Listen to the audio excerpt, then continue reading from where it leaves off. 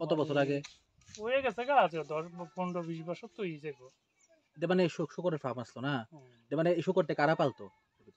এলাকাবাসীরা এলাকাবাসীরা পালতো, কিন্তু লিজ অনুযায়ী কেউ পালছে না আর কি, টাকার অঙ্ক আছে না একটা, লিজ ধরা ছিল দেখে কেউ পালছে না। প্রথম হওয়ার পরে শুকর পালন করছেন এখানে? পালন বলতে গ্রামবাসী এমনি নিয়ে ঢুকাইতো আনতো আর কি, এরা টাকা টুকা দিয়ে রাখছে না। আচ্ছা, আসলে তো সরকার একটা উদ্দেশ্য লক্ষ্য নিয়ে সেটা এটা বানাইছিল, অনেক টাকার হইতো একটা প্রজেক্ট, ঘর দুয়ার করছে, এরিয়া বেড়া দিছে, প্রচুর টাকা খরচ করছে। নিশ্চয়ই এলাকার সাধারণ জনগণের সমৃদ্ধির কারণেই এটা করা হয়েছিল।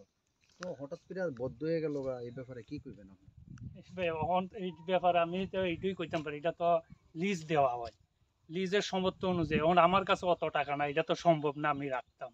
আর শুকরও তো নিচই কিনা লাগবো, শুকর তো সরকারি সাহায্য যে পাইলো, না পাইলে তো নাই।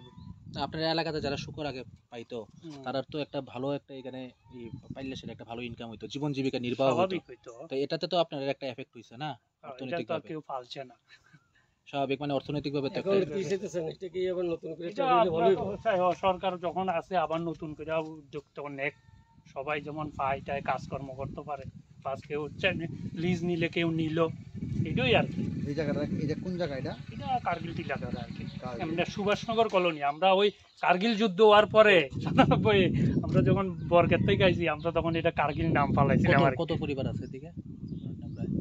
এখানে 35-40 পরিবার হয়ে আছে, অনেক পরিবার। এখন আপনারা চাইতেছেন এটা যাতে আবার